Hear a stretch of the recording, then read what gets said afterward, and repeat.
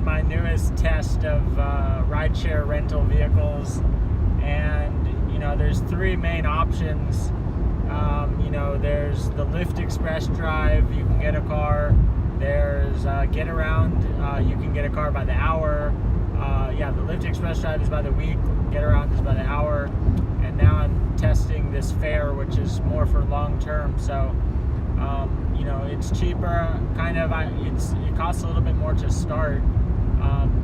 It costs between $400 and $500 to start, and then you pay by the week. But it's cheaper than these other weekly rentals, and a lot cheaper than the hourly rental, which is basically a ripoff. When it comes down to it, you can't really make any money driving for Uber with Get Around per hour. I found that it was really difficult. So basically, I'm testing out this new thing, and using the Fare app, I was able to apply for this car. I just took the bus to Santa Clara to pick it up, and so I'm pretty happy with it so far. It seems like it is better than this weekly rental system. It's a little bit cheaper, and now I've pretty much covered all the bases of what ways that you can get a car right away if you want to make money with these kind of on-demand type of apps.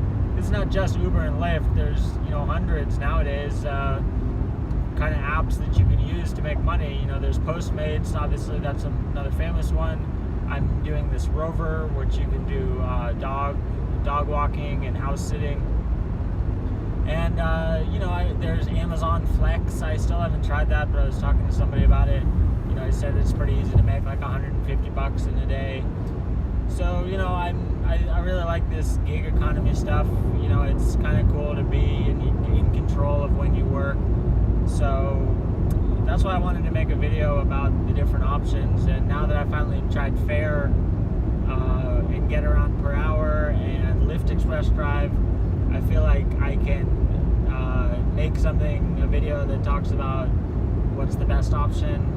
And I tested it, and I also want to be able to answer questions for people, because I think there's information about these companies online, but it's like their promotional material, and there's not that much stuff as far as feedback goes for these new kind of services. So that's why I was curious to just kind of test all of it and see what works and how it is. So it's pretty fun, testing it out, and now I'm happy that I have this car for a while.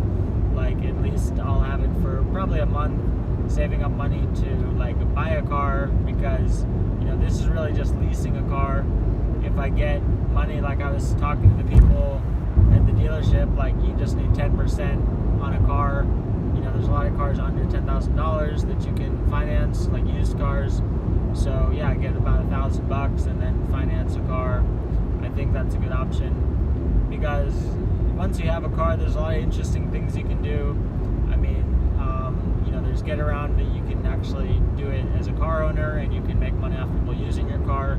So I really want to test that using my friend's company, Hyde Parker, and it means that I can find a good parking place that's near public transportation, and then have it on Get Around, and that could be potential income.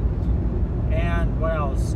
This thing is funny. I don't even know what it's called, but it's you can put a advertisement, like one of those New York City taxi billboard things on the roof of your car. So I definitely want to try that. I've also heard about self-driving car companies that will pay you to put a camera on your dashboard, because they can collect data.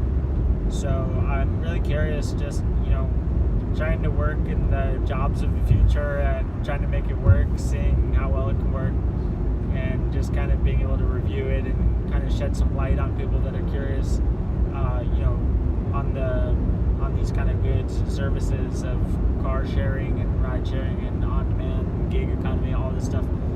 So that's why I was testing it, and I wanted to make a video. And I think going forward, I might make some more videos about the specific services, like the Get Around per hour, and show you some footage of the different trips I did of that, and the experience of the different services, because the Get Around was kind of fun.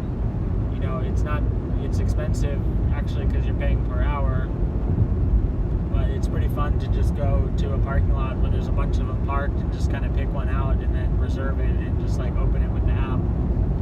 that's kind of cool, trying out different cars. I definitely want to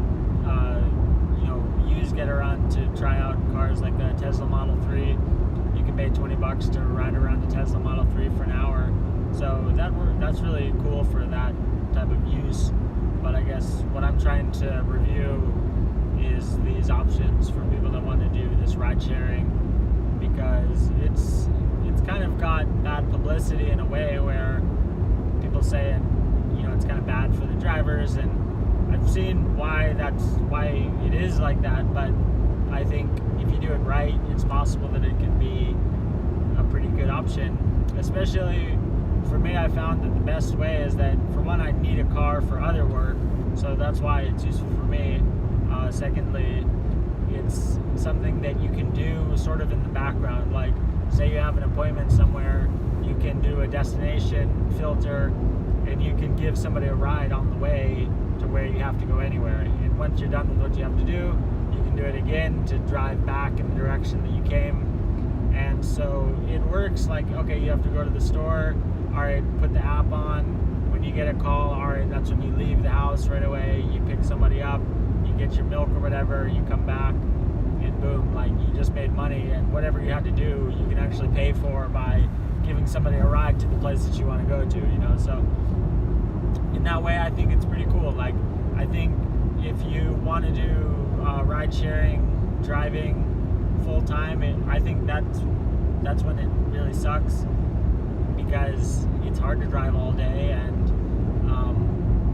it's just not really for me. But the kind of critique that people have is usually using an example of somebody who's driving all the time and trying to make that their sole income.